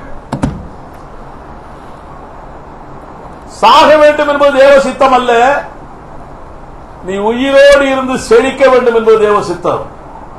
அகால மரணம் அடைய வேண்டும் என்பது தேவ சித்தம் அல்ல, நீடித்த நாட்களாய் வாழ வேண்டும் என்பது தேவ சித்தம். அதனால யாருக்காச்சும் வியாதி வந்து கவலையப்படாதீங்க, அழாதீங்க. முதல்ல விஜய் சிஸ்டர் அழக்கூடாது, அழவே கூடாது. அழுகிறது கிறிஸ்தவனுக்கு ஒரு அது ஒரு தகுதி அல்ல. அழுகவே கூடாது. கஸ்தூரிபாய் முதல்ல அழுதுருவாங்க. எதா இருந்தாலும் நீங்க அழவே கூடாதுங்க. நான் அழகிறதே இல்லை. கவலைகள் வரும், உண்மை. அதை அப்படியே மனசுக்குள்ள வச்சுக்கிட்டு கர்த்தர் மேல கவலைகளை இறக்கி வச்சிரு, முடிஞ்சது, அவ்வளவுதான். கிறிஸ்தவம் அழவே கூடாது. அதுல விசேஷமாய் விடுதலை கிறிஸ்துவின் சபையார் அழக்கூடாது. ஷெக்கிலாவெல்லாம் நினைச்சா அழுதுரும். எங்கதான் கண்ணீர் இருக்கோ, எரேமியாவுடைய கண்ணீர் அந்த அம்மாவுக்கு வந்துச்சே என்னவோ தெரியல. தேவனுடைய பிள்ளைகளே, உங்களுக்கு நான் சொல்றேன், அழுகிறதே இருக்கக்கூடாது. இப்ப போய் சொல்லணும், எல்லா பெண்களும் புருஷ மாத்த சொல்லணும், இனி நான் அழுவ மாட்டேன். உடனே அவர் சொல்றாரு, அடிக்கிறேன், அழுவாம இருப்பியா? அது வேற, அடிச்சிட போறாரு, அது வேற. ரைட், பரவாயில்ல. எப்படியோ நம்ம அழவே கூடாது. ஏனென்றால் நம் கண்ணீரை துடைக்கிறவர் நம்ம ஆண்டவர் நம்மோடு இருக்கிறார், நம்மோடு வருகிறார். அதனால நம்ம அதை பத்தி கவலையே படக்கூடாது. ரைட். இவனுக்கு, இந்த லாசருக்கு வார்த்தையை பற்றி, தேவனுடைய வசனத்தை பற்றியதான ஞானம் இல்லை, வசனத்தை பற்றியதான அறிவில்லை, சுகமாக வேண்டும் என்ற ஒரு உணர்வில்லை. இரண்டாவது, இந்த லாசருக்கு நம் தேவன் நம்மை ஐஸ்வர்யவானாய் மாற்ற வேண்டும். ஆபிரகாம் ஐஸ்வர்யம் உள்ளவராய் இருந்தார், ஆபிரகாமுடைய பிள்ளைகள் எல்லாம் ஐஸ்வர்யம் உள்ள பிள்ளைகளாய் இருக்க வேண்டும் என்ற ஒரு விசுவாசம் வசனத்தின் மூலமாய் லாசருக்கு இல்லை. அப்ப வசனம் இல்லாவிட்டால் அவனுடைய வாழ்க்கை எப்படி இருக்குமா? எங்க அது காணா, இங்கதான் இருக்குதா? வசனம் இல்லாட்டி எப்படி இருக்குமா வாழ்க்கை? லாசர் மாதிரி இருக்கும். இத பார்த்தாவே லாசர் ஞாபகம் வரணும் உங்களுக்கு. ஐயா, எங்களுக்கு லாசர் ஞாபகம் வரணும் வேண்டாயா? சரி. ஆக வசனம் அவனிடத்தில் இல்லை. அவன் தரித்திரனாயிருந்தான், பருக்கள் நிறைந்தவனாயிருந்தான். இன்னொன்று, அவன் யாருடைய பாதத்திலே கிடந்தான் என்று எழுதப்பட்டிருக்கிறது? என்னங்க? ஐஸ்வர்யவானுடைய வாசலிலே கிடந்தான். நீ யாரு பாதத்தில் கிடக்கணும்? இயேசுவின் பாதத்திலே கிடக்கணும். தெரியுமா? இந்துக்கள்லாம் சொல்லுவாங்க தெரியுமா, ராமர் பாதம் சொல்லுவாங்க தெரியுமா? அவங்களுக்கெல்லாம் இருக்கக்கூடிய ஒரு பெரிய பக்தி கிறிஸ்தவனுக்கு இல்ல, லாசருக்கு இல்ல. லாசருக்கு இல்ல, முதல்ல அது சொல்லுவோம். லாசருக்கு இருந்துச்சுன்னா, லாசர் மாதிரி ஆட்கள் நிறைய பேர் இந்த சர்ச்சில் இருந்தா மாறிக்கணும் இன்னைக்கு. ஆமென். யாருடைய பாதத்தில் விழுவணும்? இயேசுவின் பாதத்துல. அவர் பாதத்தில் விழுந்தால் போதும். ராமர் பாதம் பார்த்திருக்கீங்களா? போய் எங்கேயாச்சும் நான் பார்த்திருக்கேன். அதையே எத்தனை பேர் தொட்டு தொட்டு கும்பிடுறாங்க. ராமேஸ்வரத்தில் இருக்காது. இயேசுவின் பாதம் எப்படிப்பட்ட பாதம்? இயேசுவின் பாதம் அற்புதத்தின் பாதம். அவர் போகிற இடங்களெல்லாம் நன்மை செய்கிறவராய் சுற்றி திரிந்தார். அந்த பாதம் எங்கெல்லாம் இருக்குதோ அங்கெல்லாம் என்ன நடக்கும்? நன்மைகள் நடக்கும். இயேசுவின் பாதம் இருக்கிற இடமெல்லாம் நன்மைகள் நடக்கும். ஆமென். அதனாலதான் இயேசு கிறிஸ்து, அதனாலதான் தேவன் சொன்னார், வானம் எனக்கு சிங்காசனம், பூமியில தான் அவர் பாதம் இருக்குப்பா. அல்லேலூயா. இந்த பாதம் இருந்தால் போதும் நமக்கு. அல்லேலூயா. ஆசீர்வாதங்கள் ஏராளம் உண்டு. ஆக நீ இருக்க வேண்டிய இடம், பார்க்க வேண்டியது இயேசுவின் பாதம். இந்த லாசரு ஐஸ்வர்யவானை பார்த்துக் கொண்டிருந்தான், ஐஸ்வர்யவானுடைய பாதத்தை பார்த்துக் கொண்டிருந்தான்.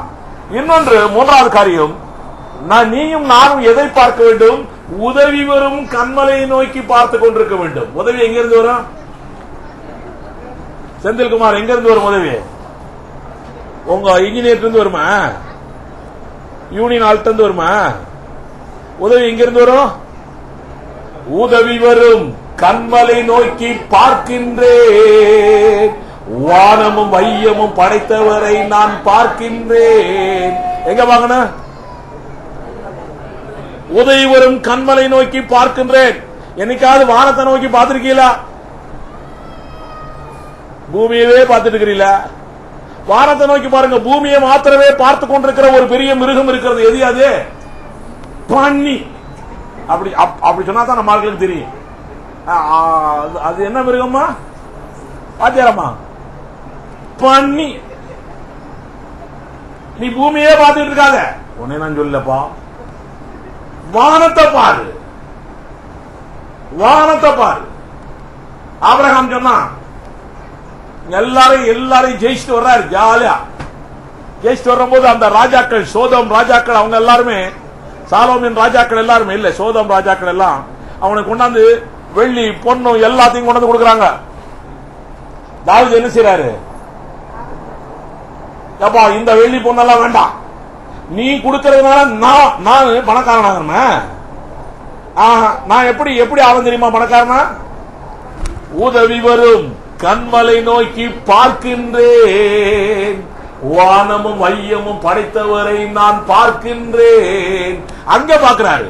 கையை தூக்கிட்டாரு மேல. கையை தூக்கினாவே என்னங்க அர்த்தம்? சரண்டர். கையை தூக்கிட்டாவே சரண்டர். கையை தூக்கிட்டாரு. யாருக்கு சரண்டர்? கர்த்தருக்கு சரண்டர். அவருக்கு சரண்டர் ஆயிட்டுன்னு வச்சுக்கோ, வானத்தை பார்த்துன்னு வச்சுக்கோ, அங்க இருந்து தானா உழுவுமா விடாதா? என்னையா கதை மாதிரி இருக்குது, ராமாயண மகாபாரதமா இருக்கின்றிய? இது கதை இல்ல, இது ஆக்சுவல் நடப்பு. நாங்கள் அனுபவித்ததை உங்களுக்கு சொல்லுகிறோம், நாங்கள் அனுபவிக்கிறதை உங்களுக்கு சொல்லுகிறோம். அவரை பாரு, வானத்தை பாரு, அண்ணாந்து பாரு. அது வழியாத்தான் வரப்போறார் இயேசு கிறிஸ்து. தெரியுமா உங்களுக்கு? மேகங்கள் மேல் வரப்போகிறார். அதனால பாருங்க, இந்து சகோதரர்கள் எல்லாம் பாரு, எப்பவும் மேல பார்த்து குளிச்சுட்டு வந்தோடனே மேல பார்த்து இப்படிதான் வாங்குவாங்க. பாத்திருக்கீல? அவர்களுக்கு இருக்கக்கூடிய பக்தி கிறிஸ்தவனுக்கு இல்லையே. ஏன்? வானத்தையே பார்க்கறது இல்லை. நம்ம ஆட்களையே பார்க்கறான், உலகத்தையே பார்த்துக்கிறான், கீழே பார்க்கறான். கீழே பார்க்கிற மிருகம் நம்ம இல்ல. அப்படிப்பட்ட ஆகலாம் அது மாதிரிதான் இருக்குமா? அதனுடைய கொள்கைகள் எல்லாம் என்னங்கிறது பத்திரிகையில் எழுதியிருக்கேன், புக்கில் எழுதியிருக்கேன், பயங்கரமா எழுதியிருக்கேன். அதெல்லாம் இங்க சொல்றதுக்கு நேரம் இல்லை. ரைட். பயங்கர மோசமான மிருகம் அது. ஆமென். ரைட். இப்பதான் ஜான் ரமேஷ் பாஸ்ட் பாக்குறாரு. என்ன எழுதினாரு மறந்து போச்ச. சரி, இன்னைக்கு சாயங்காலம் போய் படிச்சிருவோம். அவருக்கு ஐடியா வந்துருச்சு இப்போ. ரைட். ஆக உதயவரும் கண்மலையை நோக்கி பார்க்காமல் ஐஸ்வர்யவானுடைய மேஜையிலிருந்து விழக்கூடிய துணிக்கைகளையே நோக்கி கொண்டிருந்தான். மேஜையிலிருந்து விழக்கூடிய துணிக்கைகளையே நோக்கி கொண்டிருந்தான். அப்படின்னா மேஜை கீழே படுத்திருந்தான் அர்த்தம். மேஜை கீழே படுக்க வச்சிருப்பான எவனாச்சும் நாத்தம் அடிக்கிறாள. மேஜையிலிருந்து விழுகிற துணிக்கே எங்க போகும் உங்களுக்கு தெரியாது? எல்லாம் இலையெல்லாம் சாப்பிட்டு இலையெல்லாம் தூக்கி கொண்டு வெளியே போடுவாங்க தெரியுமா?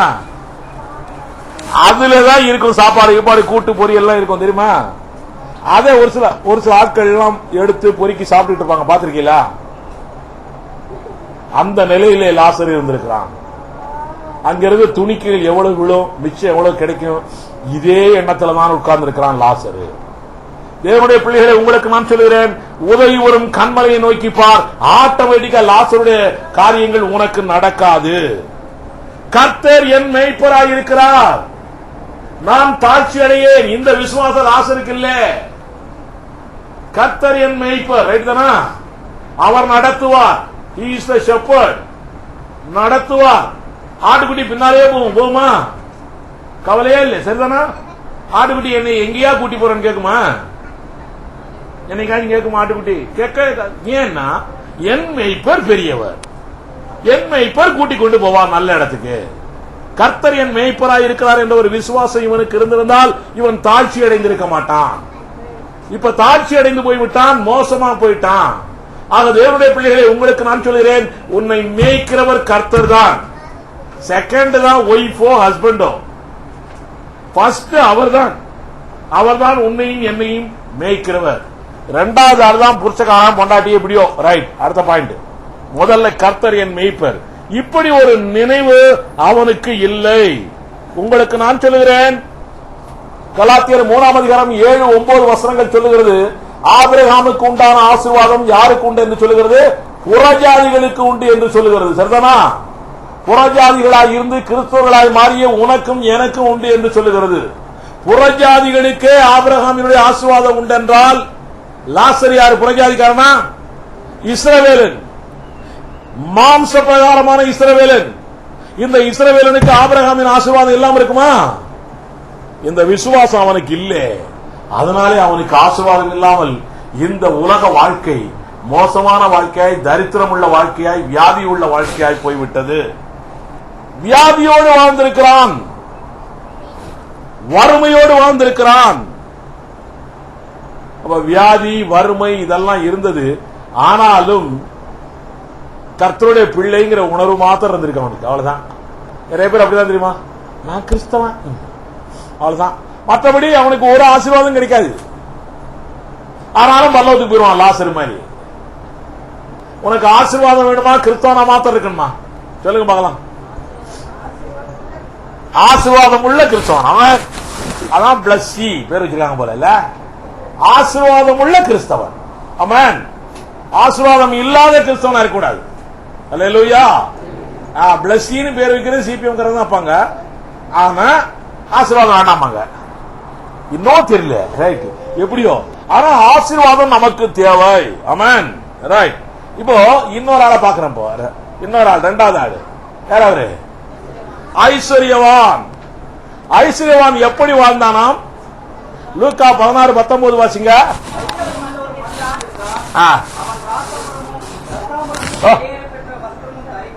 ரத்தாம்பரம். நம்ம பெரிய ஜான் கென்னடி வந்தாருன்னா அல்லது புஷ் வந்தாருன்னா ரத்தாம்பர விரிப்பு விரிச்சுதான் மரியாதை கொடுப்பாங்க. பத்திரிக்கையா? பயங்கர ஆளு, ஒரு பெரிய ஆளு, அப்படி ட்ரெஸ், ரைட், சோப்பு கம்பளம் இல்ல, ரைட், ரத்தாம்பரம்,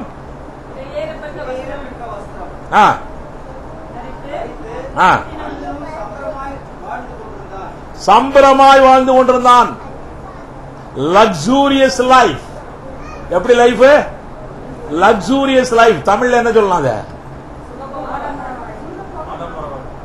ஆடம்பர வாழ்க்கை. அப்படித்தான் சொல்லலாம். சுகபோகமான ஆடம்பர வாழ்க்கை அப்படி சொல்லுவோம்.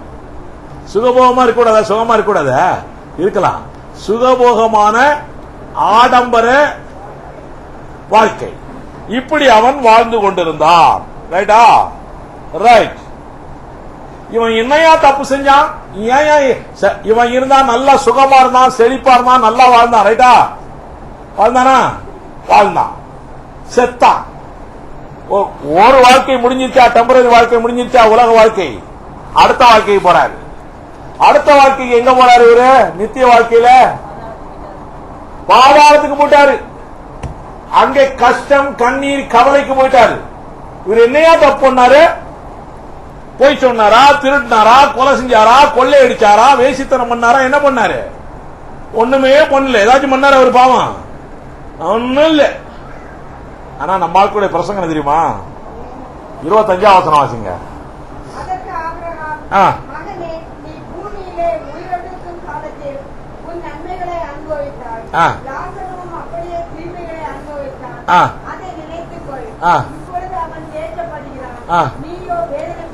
இந்த வசனத்தை சொல்லி நம்முடைய பெந்தகோஸ்து வட்டாரம் தான். இங்க பூமியில நீ நல்ல நன்மை சந்தோஷமா வாழ்ந்தீங்கன்னா பரலோகத்துக்கு போக மாட்டேன், நரகத்துக்கு தான் போவேன். அதனால இங்க லாசர் மாதிரி இரு. இங்க பூமியில கஷ்டப்பட்டீங்கன்னா அங்க பரலோகத்துக்கு போயிருவேன். இப்படி பிரசங்கம் இந்த வசனத்தை வச்சுதான். சரிதானா? கேட்டிருக்காங்க, மிடில் பாஸ் கேட்டிருக்காங்க, அதான் அவங்க சிரிக்கிறாங்க. இது போல பிரசங்கங்கள் நிறைய இடங்கள்ல உண்டு. 25ஆம் வசனத்தை சொல்லி பூமியிலே கஷ்டப்பட்டால், கண்ணீரோடு இருந்தால் பரலோகத்தில் போய் சந்தோஷமா இருக்கலாம். இந்த பூமியிலே நல்ல சம்பூர்ணமாய் வாழ்ந்தீங்கன்னா நரகத்துக்கு தான் போவேன் சொல்லிடுறாங்க. ரைட்டா? இப்படித்தான் அவர்களுடைய பிரசங்கம். உங்களுக்கு நான் சொல்லுகிறேன், ஆபிரகாம் செல்வந்தனாய் வாழ்ந்தானா? தாவீது செல்வந்தனாய் வாழ்ந்தானா? இவங்க எல்லாம் எங்கே நரகத்துக்கு போவாங்களா இல்ல மோட்சத்துக்கு போவாங்களா? மோதி தான் போவாங்களா? என்னோட அப்போ இந்த வசனம் அதுக்கும் ஒத்து வரல. 25 வசனம். அப்ப 25 வசனம் என்ன? இங்கிலீஷ்ல படிச்சீங்கன்னா இன்னும் கொஞ்சம் நல்லா இருக்கும். 25 வசனம் தமிழ்ல மறுபடியும் வாசிங்க. அதற்கு ஆபிரகாம், மகனே, நீ பூமியிலே உயிரோடிருக்கும் காலத்தில் உன் நன்மைகளை அனுபவித்தாய். எந்த நன்மைகளை நீ அனுபவித்தாய்? உன் நன்மைகளை அனுபவித்தாய். நீயும் நானும் யாருடைய நன்மைகளை அனுபவிக்கணும்? தேவனுடைய நன்மையை அனுபவிக்கணும். தேவன் கொடுக்கிற ஆசீர்வாதங்களை நீ அனுபவித்தால் மாத்திரமே உனக்கு இந்த வாழ்க்கையில வெற்றி வாழ்க்கை. நீயே உன்னாலேயே பல காரியங்களை செஞ்சுக்கிட்டு நீயே சந்தோஷமா வாழ்ந்துகிட்டு இருந்தீங்கன்னா நீ தேவனை மதிக்காமல் வாழ்ந்து கொண்டிருக்கிறாய். சரிதானா? தேவனை மதிக்காமல் வாழ்ந்து கொண்டிருக்கிறாய். உன் நன்மைகளை நீ அனுபவித்தாய். இதே போலதான் லாசரும் அவன் தீமைகளை அவனே அனுபவித்தான். அவன் தீமையை அவன் அவன் அவன் விசுவாசிக்காமல் இருந்தான். அவனுக்கு சாபங்கள் வந்தது. அதை அவனே அனுபவித்தான். சரிதானே? இது தேவன் கொடுக்கிறது இல்லை. அதே போல உனக்கு வந்திருக்கிற இந்த காரியங்களும் அப்போ இந்த லோகத்தில் டெம்பரரி வாழ்க்கையில வாழ்ந்த பொழுது இருந்த காரியங்கள் எல்லாமே உன்னால் நீ சம்பாதித்துக் கொண்ட சந்தோஷங்கள், நீ சம்பாதித்துக் கொண்ட இன்பங்கள், நீ சம்பாதித்துக் கொண்ட செல்வங்கள். அவ்வளவுதான். நான் கொடுத்ததில்லை. ஆமென். உன்னுடைய மறுபடியும் வாசிங்க. அத மகனே, நீ பூமியிலே உயிரோடிருக்கும் காலத்தில் அவனை போய் மகன் கூப்பிடுறாரு பாரு ஆபிரகாம். சரி, ஏதோ கூப்பிட்டாரு, பரவாயில்ல. ஏன்னா அவன் அப்பா அப்பான்னு கூப்பிடறான். சும்மா சும்மா 2-3 ட்ரிப்பு அப்பா அப்பான்னு கூப்பிடறான். என்ன செய்யறது? அப்பான்னு கூப்பிட்டா மகன் தான் சொல்லி ஆகணும். ரைட், வாசிங்க. மகனே, நீ பூமியிலே உயிரோடிருக்கும் காலத்தில் உன் நன்மைகளை அனுபவித்தாய். உன் நன்மைகளை அனுபவித்தாய். லாசரும் அப்படியே தீமைகளை அனுபவித்தான். அவனும் அவனுடைய தீமைகளை அனுபவித்தான். தேவன் கொடுக்கிற நன்மைகளை அனுபவிக்கிறவன் எவனோ அவன்தான் இந்த டெம்பரரி உலக வாழ்க்கையிலே நிம்மதி வாழ்க்கை, சந்தோஷ வாழ்க்கை, சமாதான வாழ்க்கை, தேவனுடைய வாழ்க்கையை வாழ்கிறவன். இவன் தேவனுடைய வாழ்க்கையை வாழவில்லை, தன் வாழ்க்கையை வாழ்ந்து கொண்டிருந்தான். ஆமென். தன் வாழ்க்கையை வாழ்றதுக்கு ஹெல்ப் பண்றது யாரு? பிசாஸ். ஐஸ்வர்யத்தை தேவனும் கொடுப்பார், பிசாசும் கொடுப்பான். சரிதானா? கொடுப்பானாமா? சொல்லுங்கம்மா, நீங்க சொல்லுங்க. பிசாசும் ஐஸ்வர்யத்தை கொடுப்பானா? உங்களை தான் பேர் என்ன? உங்க பேரு இல்ல, நம்ம இவங்க காய்கறிக்காரம்மா மீனா. பிசாசும் ஐஸ்வர்யத்தை செல்வத்தை கொடுப்பானா? புரியல உங்களுக்கு? கொடுப்பான். தெரியல உங்களுக்கு? எல்லாரும் கொண்டு போய் பாலாஜியில கொண்டு போய் உண்டியல் எல்லாம் போடுறாங்களே, எப்படி நினைச்சீங்க? திருப்பதி அதுல எல்லாம் கொண்டு போய் நிறைய உண்டியல் போட்டு போட்டு துட்டு நிறைய வருது அவங்களுக்கு. ரைட்டா? கர்த்தரும் கொடுக்கிறார், பிசாசும் கொடுக்கிறான். கர்த்தர் கொடுக்கிறதுலே தீமைகள் வராது, பிசாசு கொடுக்கிறதுலே தீமைகள் வரும். இன்கம் டாக்ஸ் காரன் வந்தா எரிச்சு போடுவான். சரிதானா? நம்ம எல்லாம் கவலையே இல்லை. தேவன் கொடுத்தால் கவலையே இல்லை. ஹல்லேலூயா, ஹல்லேலூயா. அதனால பிசாசும் கொடுக்கிறான். நம்ம பிசாசு கொடுத்த இன்பத்தை அனுபவித்தான் ஐஸ்வர்யவான். சரிதானா? தேவன் கொடுக்கிற இன்பத்தை அனுபவிக்கணும். நம்ம தேவன் கொடுக்கிற சமாதானத்தை அனுபவிக்கணும். நம்ம தேவன் கொடுக்கிற நன்மைகளை அனுபவிக்கணும். நம்ம பாருங்க, உங்களுக்கு ஒரே ஒரு காரியம் சொல்றேன். யோபு வேண்டாம், யாக்கோபு 5ஆம் அதிகாரம் 5ஆம் வசனம் வாசிங்க. பூமியிலே நீங்கள் சம்பிரமமாய் வாழ்ந்து சுகபோகத்தில் உழன்றீர்கள். கொடுத்தவைகளை அடிக்கும் நாளில் நடக்கிறது போல உங்கள் இருதயங்களை போஷித்தீர்கள். இப்படி எல்லாம் அட்டகாசம் பண்ணிட்டு இருந்தாரு அவரு. யாரு? ஐஸ்வர்யவான். லக்ஸூரியஸ் லைஃப், தன்னுடைய இஷ்டப்படி வாழ்ந்து கொண்டிருந்தார். இது ஒரு பெரிய தவறான காரியம், தேவனுக்கு விரோதமான காரியம். உன்னால் ₹1,00,000 சம்பாதிக்க முடியும் என்றாலும் கூட தேவனிடத்தில் தான் பெற்றுக் கொள்ள வேண்டும். அவர்தான் கொடுப்பார் என்ற ஒரு உணர்வு உனக்கு வேணும். அவர் மூலமாய் தான் உனக்கு ஆசீர்வாதங்கள்.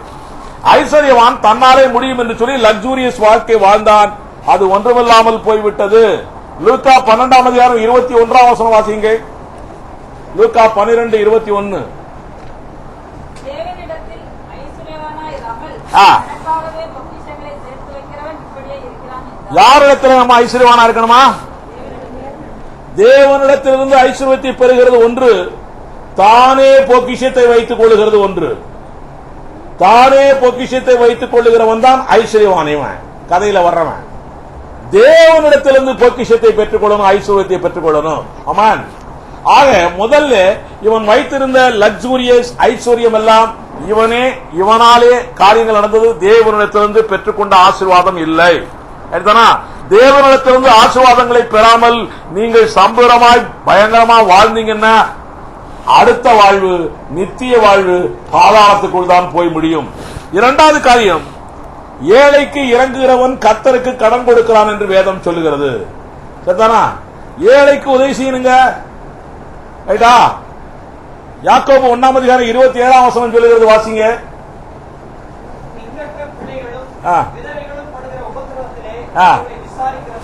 திக்கற்ற பிள்ளைகள் விதவைகள் அவர்கள் படுகிற உபத்திரவத்திலே அவர்களை விசாரிக்கணும். எப்படிங்க இருக்கிறீங்க, நல்லா இருக்கிறீங்களா, சாப்பிடுறீங்களா, எப்படி இருக்கீங்க, சமானமா இருக்கிறீங்களா விசாரிக்கணும். அப்புறம்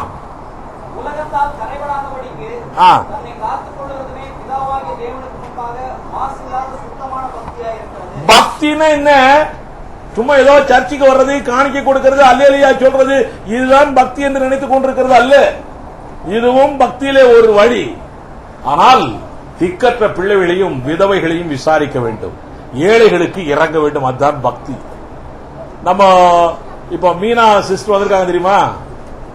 வாரம் நம்முடைய கஸ்தூரிபாய் ஆச்சிரம பிள்ளைகளுக்கு காய் வாரம் அவங்க தான் கொடுக்கறாங்க. காயே வாங்கறது இல்லை. இப்ப நாங்க காசு கொடுத்தே வாங்கறது இல்லை.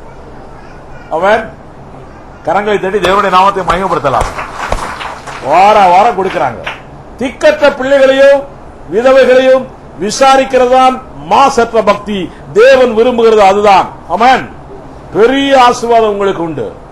அதே போல எல்லாரும் கொடுக்கறீங்க. சில ஆட்கள் அந்த பேர் போட்டு அதுக்குன்னே கொடுப்பாங்க. அதுல மீனா ஒன்று, இன்னொன்று விஜய் சிஸ்டர் தெரியுமா? மாதம் ஆச்சிரமத்துக்குன்னே பேர் போட்டு எழுதி கொடுப்பாங்க. ஆச்சிரமத்துக்குன்னே சொல்லி ஸ்தோத்திரம். ஆக தேவன் விரும்புகிறது அதுதான். இப்படிப்பட்ட பக்தி அந்த ஐஸ்வர்யவானிடம் இல்லை. ஏழைக்கு இறங்கவில்லை. அவன் இறங்கி இருந்தால் ஐஸ்வர்யவானுக்கு அள்ளி கொடுத்திருப்பான்ல. இந்த இவனுக்கு லாசருக்கு ஏழைக்கு இறங்க வேண்டும் என்ற ஒரு உணர்வு ஐஸ்வர்யவானுக்கு இல்லாமல் போய்விட்டது. ஏழைக்கு இறங்கினால், திக்கற்றவர்களையும் விதவைகளையும் விசாரித்தால் அவன் பெரிய ஆளு, பக்திமான். ஆமென். பக்திமான் எங்க போவான்? இந்த வாழ்க்கை முடிஞ்ச உடனே பரலோகத்துக்கு தான் போவான், பாதாளத்துக்கு போக மாட்டான்.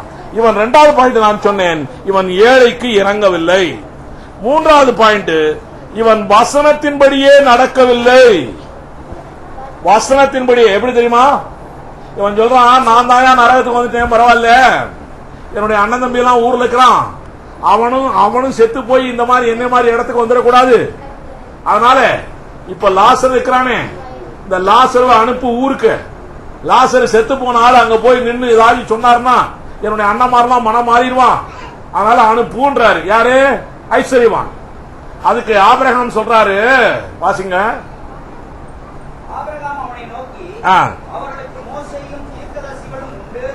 மோசே புஸ்தகம் இருக்குது, தீர்க்கதரிசிகள் எழுதின புஸ்தகம் இருக்குது. இதை பற்றி படிச்சு இதன்படி நடக்க முடியாதவன் லாசர் போய் சொன்னா கேட்பானாயா? ஆக இதுல இருந்து என்ன தெரியுது? இந்த சத்தியத்தின்படி, வசனத்தின்படி, பைபிளின்படி நடக்காதவன் எல்லாரும் பாதாளம் போவான். சரிதானா? ஆக இந்த ஐஸ்வர்யவான் பாதாளம் போயிருக்கானா? நிச்சயமா இவன் வசனத்தின்படி நடக்கல. வசனத்தின்படி நடக்கல, தேவனுடைய வார்த்தையின்படி அவன் நடக்கவில்லை. ஆக இரண்டு வாழ்க்கை, இரண்டு மனிதர்கள், இரண்டு வாழ்க்கை, இரண்டு மனிதர்கள், இரண்டு வாழ்க்கையும் தேவைதான் நமக்கு. இரண்டு மனிதர்களும் நமக்கு எடுத்துக்காட்டுகளாக இருக்கிறார்கள். இரண்டு மனிதர்களுடைய இந்த உலக வாழ்க்கை சரியில்லை. சரிதானா? ரெண்டு மனிதனுடைய உலக வாழ்க்கையும் சரியில்லை. லாசருவும் வசனத்தின்படி வாழவில்லை. லாசருவும் வியாதிக்காரனாய் தரித்திரனாய் மரித்து போனான். தேவனுடைய உதவி வரும் கண்மலையை நோக்கி பார்க்காமல் போனான். ஐஸ்வர்யவான் இயேசுவினிடத்தில் பாதத்தண்டையிலே உட்காராமல் போனான். இதனாலே லாசருவும் ஆசீர்வாதங்களை இழந்து போனான். ஐஸ்வர்யவானும் அப்படித்தான். இவனும் லக்ஸூரியஸ் வாழ்க்கை, அவனுடைய சொந்த பலத்தினாலே வாழ்ந்தான். ஏழைக்கு இறங்கவில்லை, வசனப்படி நடக்கவில்லை. இதனாலே இவனும் பாதாளத்துக்கு போய்விட்டான். ஆக இந்த உலக வாழ்க்கை பேசிக் பவுண்டேஷன் பரலோகத்துக்கு போறதுக்கு. உலக வாழ்க்கையிலே நீ மாத்திரம் பரலோகத்துக்கு போகலாம் அப்படி என்று சொன்னால் லாசருவை போல வாழ்ந்திருந்தால் போதும், நீ மாத்திரம் பரலோகத்துக்கு போயிடலாம். சரிதானா? லாசருவை போல நீங்கள் வாழ்ந்தால் வியாதியோட வாழுங்க, பிச்சைக்காரனா இருங்க, எப்படியோ இருங்க, கடன் பிரச்சனையா இருங்க, எப்படியோ இருங்க, ஆனா கர்த்தாவேன்னு சொல்லிட்டு இருங்க, நீங்க மாத்திரம் போயிருவீங்க, அவ்வளவுதான். நீ மாத்திரம் போக வேண்டும் என்பதற்காக உன்னையும் என்னையும் தேவன் படைக்கவில்லை. நீங்கள் மாத்திரம் பரலோகத்துக்கு போக வேண்டும் என்பதற்காக உன்னையும் என்னையும் படைக்கவில்லை. ஒரு பக்தி உள்ள சந்ததி உருவாக வேண்டும் என்பதற்காக உன்னையும் என்னையும் படைத்திருக்கிறார் தேவன். நம்ம எல்லாரும் ஒரு கூட்டமாய் போக வேண்டும். என்னோட எத்தனை பேர் வர்றாங்க அதுதான் முக்கியம். உங்களோட எத்தனை பேர் வர்றாங்க அதுதான் முக்கியம். அங்க போய் பரலோகத்தில் போய் நிற்கும் போது எனக்கு பின்னால ஒரு கூட்டம் நிற்கும், உங்களுக்கு பின்னால ஒரு கூட்டம் நிற்கும், எல்லாருக்கு பின்னால ஒரு கூட்டம் நிற்கும், அதுதான் முக்கியம். ஆமென். ஒரு கூட்டம் இல்லாம அப்படியே கம்முன்னு அங்க போய் நின்னீங்கன்னா வேஸ்ட். வெக்கப்பட்டு வெக்கமா நிக்கணும். ஒரு பாட்டு இருக்குல்ல, வெட்கத்தோட ஆண்டவா, அதெல்லாம் நம்ம ஆட்டு பாடுறது இல்ல. சரி, அது எங்க நம்ம சுவிசேஷ ஊழியமே பண்ண ஆரம்பிக்கல, இப்பதானே ஆரம்பிச்சிருக்கோம்ல. ஸ்தோத்திரம். ரைட். ஆக தேவனுடைய பிள்ளைகளே, நீங்கள் உங்களுடைய இரண்டு வாழ்க்கையும் சிந்தித்து பாருங்கள். இரண்டு வாழ்க்கை நமக்கு தேவை. இரண்டு பேரையும் சிந்தித்து பாருங்கள். இவர்கள் ரெண்டு பேரும் பூலோகத்தில் வாழ்ந்தபடி நாம் வாழக்கூடாது. ஆமென். நம்ம எல்லாரும் எழுப்பி நிக்கலாமா? லாசருடைய இந்த உலக வாழ்க்கை நமக்கு வேண்டாம். லாசருவின் உலக வாழ்க்கை நமக்கு வேண்டாம். நீடித்த நாட்களாக வாழ்க்கை, செழிப்புள்ள வாழ்க்கை, சாட்சியுள்ள வாழ்க்கை நமக்கு தேவை. இது எப்பொழுது நமக்கு நடக்கும்?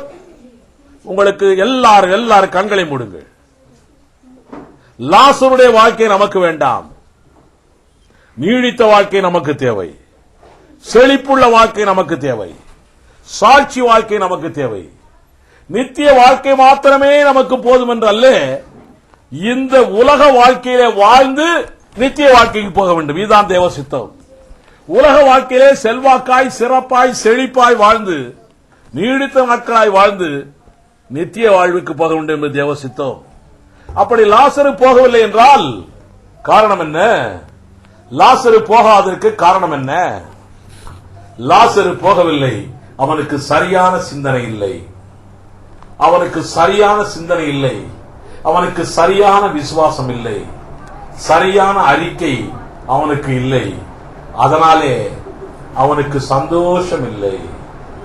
தேவனுடைய பிள்ளைகளை, உங்களுக்கு நான் சொல்லுகிறேன், உங்களுக்கு சரியான சிந்தனை இருக்கிறதா? உங்களுக்கு சரியான விசுவாசம் இருக்கிறதா? உங்களுக்கு சரியான அறிக்கை இருக்கிறதா? வாயின் அறிக்கை இருக்கிறதா? இன்றைக்கு நாம் எல்லாரும் ஒப்புக் கொடுக்கலாமா? அப்பா, எனக்கு சரியான சிந்தனை தேவை. அப்பா, எனக்கு சரியான விசுவாசம் தேவை. எனக்கு சரியான அறிக்கை தேவை. இந்த பூமியிலே லாசருவை போல நான் வாழக்கூடாது. இந்த பூமியிலே ஐஸ்வர்யவானை போல நான் வாழக்கூடாது. நான் நீர் சொன்னபடியே உங்களுடைய சித்தத்தின்படியே வாழ வேண்டும். நான் உங்களுடைய சித்தத்தின்படியே வாழ வேண்டும். என்னுடைய வாழ்க்கையில தேவன் வெளிப்பட வேண்டும். என்னுடைய வாழ்க்கையிலே சாட்சி வாழ்க்கையாக இருக்க வேண்டும். என்னுடைய வாழ்க்கை ஆத்மாக்களை கவருகிற, ஈர்க்கிற வாழ்க்கையாக இருக்க வேண்டும். வெற்றி வாழ்க்கையாய் வாழ வேண்டும். இன்றைக்கு நான் ஒப்புக் கொடுக்கிறேன். அப்பா, இன்றைக்கு நான் ஒப்புக் கொடுக்கிறேன். எல்லாரும் ஒப்புக் கொடுக்கலாம். எல்லாரும் ஒப்புக் கொடுக்கிறேன். இன்றைக்கு நான் ஐஸ்வர்யவானை போல ஏனோ தானோ என்று இருக்கக்கூடாது. என் ஆவியிலே எழுதப்பட்ட வார்த்தைப்படியே நடக்க வேண்டும். யாருடைய பாதத்திலும் நான் போய் கிடக்க போவதில்லை. நான் இயேசுவின் பாதத்தில் தான் கிடப்பேன். உதவி வரும் கண்மலை நோக்கி தான் பார்ப்பேன். வேறு எங்கும் உதவி வருமா என்று பார்க்கவே மாட்டேன். கர்த்தர் என்னை மேய்க்கிறவர், அவர் என்னை புல்லுள்ள இடங்களில் மேய்த்திடுவார். இந்த விசுவாசத்தோடு நான் இருப்பேன். வேறு யாரையும் மேய்ப்பர் என்று நான் நினைக்க மாட்டேன், சொல்ல மாட்டேன். நான் தாழ்ச்சி அடையவே மாட்டேன். நான் ஆபிரகாமின் பிள்ளை. ஆபிரகாமின் ஆசீர்வாதம் எனக்கு உண்டு. எல்லாரும் வாயை திறந்து அறிக்கையிடுங்கள். எல்லாரும் வாயை திறந்து அறிக்கையிடுங்கள். ஆபிரகாமின் ஆசீர்வாதம் எனக்கு உண்டு. என் இஷ்டப்படி நான் நன்மையோ தீமையோ அனுபவிக்க போவதில்லை. என் தேவ சித்தப்படியே நான் நன்மையை அனுபவிக்க போகிறேன். நான் லக்ஸூரியஸ் வாழ்க்கை வாழப்போகிறது இல்லை. ஏழைக்கு இறங்க போகிறேன். வசனப்படி நடக்க போகிறேன். நம்ம எல்லாரும் வாயை திறந்து இன்றைக்கு தேவனோடு ஒப்புரவாகுவோம். இரண்டு வாழ்க்கையும் ஆசீர்வாத வாழ்க்கையா இருக்க வேண்டும்.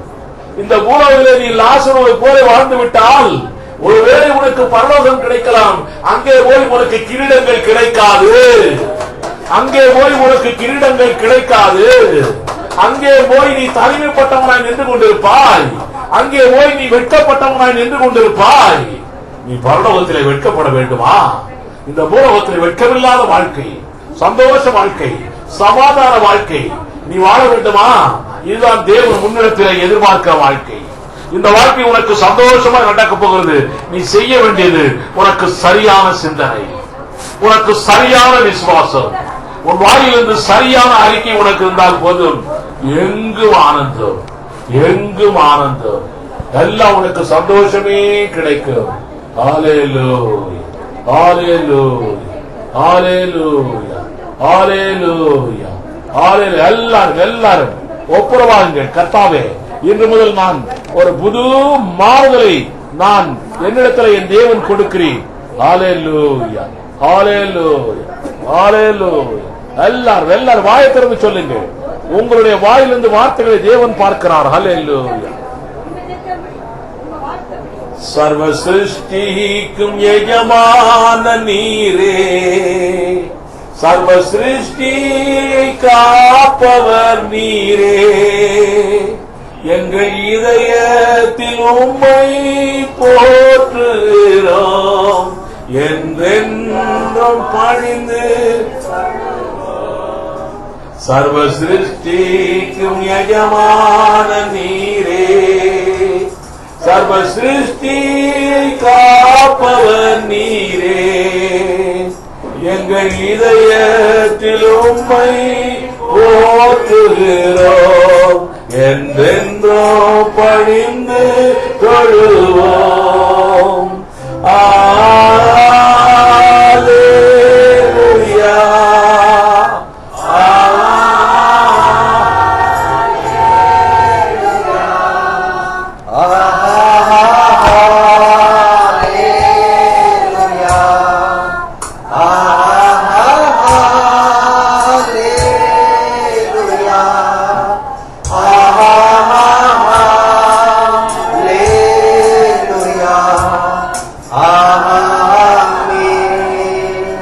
வானம் பூமி ஒழிந்து போனாலும் உம் வார்த்தை என்றும் மாறாதே. உலகம் அழிந்து மறைந்து போய் விசுவாசி என்றென்றும் நிலைப்பார். வானம் பூமி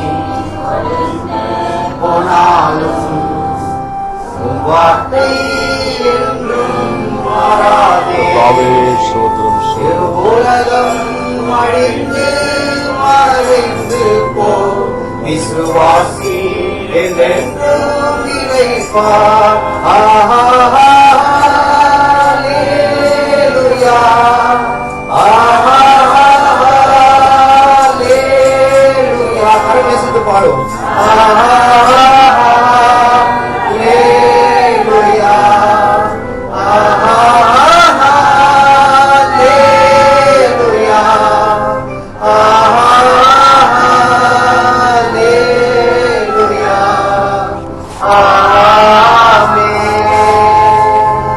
சர்வ சிருஷ்டிக்கும் எஜமான நீரே, சர்வ சிருஷ்டியை காப்பவர் நீரே, எங்கள் இதயத்தில் உம்மை போற்றுகிறோம், என்றென்றும் பணிந்து தொழுவோம். சர்வ சிருஷ்டிக்கும் எஜமான நீரே, சர்வ சிருஷ்டியை காப்பவர் நீரே, எந்த இதயத்தில் உம்மை போற்றுகிறோம், என்றென்றும் பணிந்து தொழுவோம். அல்லேலூயா,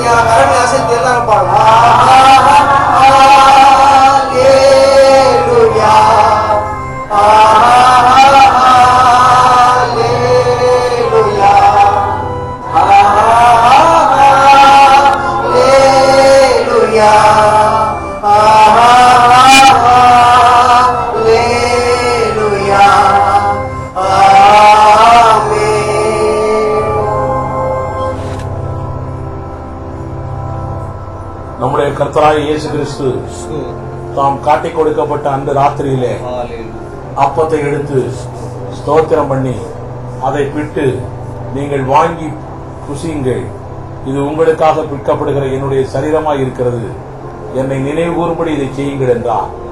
போஜனம் பண்ணின பின்பு அவர் அந்தப்படியே பாத்திரத்தையும் எடுத்து, இந்த பாத்திரம் என் ரத்தத்தினால் ஆகிய புதிய உடன்படிக்கையா இருக்கிறது, நீங்கள் இதை பானம் பண்ணும் போதெல்லாம் என்னை நினைவு கூறும்படி இதை செய்யுங்கள் என்றார்.